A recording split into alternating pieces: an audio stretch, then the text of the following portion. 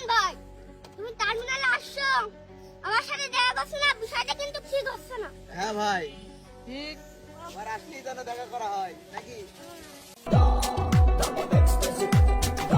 জীবন ভাই, আমি খাবো pizza, burger, chicken noodles, chicken fry.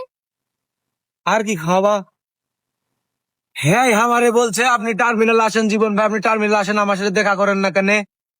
এই যে এখন টার্মিনাল আমি আসছি, আজকে তোমাকে ধরছি ভাইয়া, এখন আমাকে খাওয়াইতে হবে, যে আমি না খেয়ে আসছি। কি খাওয়া বলো? আমি আহারে যাব, ওই ছাগলের মাংস খাবো, ডাউল খাবো যে। হ্যাঁ খাবো। সত্যি? হ্যাঁ মেলা টাকা বিল কিন্তু। হ্যাঁ। কয় টাকা আছে দেখি?